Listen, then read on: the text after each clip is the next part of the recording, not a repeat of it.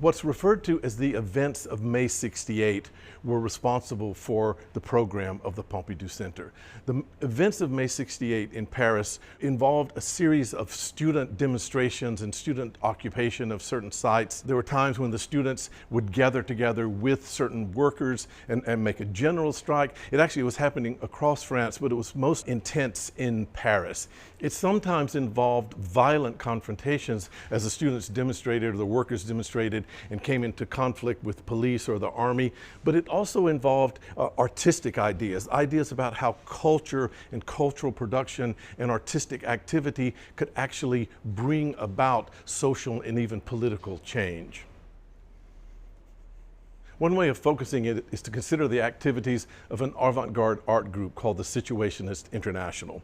What the Situationists wanted was a way of practicing the city, a way of being in the city, which would divert and change the understanding of the city and of everyday life. An example of some of their production includes a kind of what they called a psychogeographic map of Paris that would be a kind of instructional map of how to practice the city differently. They took a map of Paris that everybody in Paris would have had, a way to navigate the city. It was called the Paris Tauride. And they took certain places, very famous places or well-known places on the map and would cut them out and then rearrange their relationship. As you can see in the photograph here of the poster, they would then mark these connections, reconnect the pieces with little red arrows that they call plaque tournante. A plaque tournante is like a rotating table or like a turntable that would reorient locomotives and trains and things like this. But the idea here is that through this new way of practicing the city, you would take the different moods of different parts of the cities, the different atmospheres, the different sort of attitudes that one experiences as you move through the city, and you would try to reconnect them and reorder them, to detour them, to divert them, and create new attitudes, new experiences of the city. The events of May 68, the student occupation, the student demonstrations, were for the Situationists a kind of paradigm for a new kind of cultural production, for a new way of practicing urban space, new spatial, sort of alternatives of spatial practice. And indeed, the students themselves produced posters, slogans, new forms of art.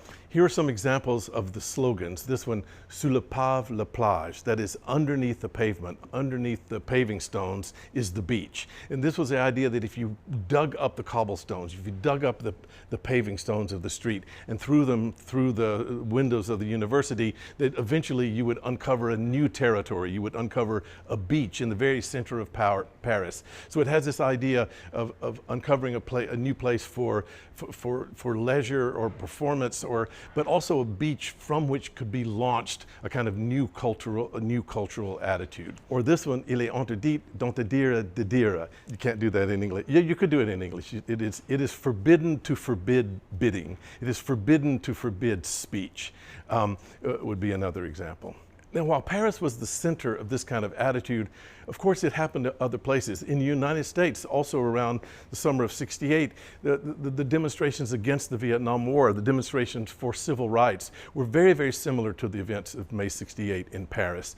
London sometimes felt left out as it looked to Paris. The Rolling Stones was inspired to write a song about the events of May called Street Fighting Man, where they lament the fact that the Londoners weren't participating in the way that people of Paris and maybe people in the States were. But there was a general feeling of global change. There was a feeling that out of this moment was emerging what would be simply a different way of life, and that cultural practices, art practices, would have to reflect that.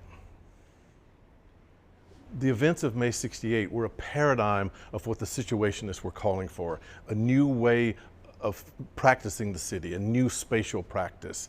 It was as if the posters made by the students would replace the sort of paintings that the Whitney would protect. It was as if the slogans became the poetry of a whole new generation. And the performances, the demonstrations, even the violent ones, became a new kind of performing art, an urban performance that would replace conventional theater. So if the events were not a huge political success, they had nevertheless enormous social and cultural impact.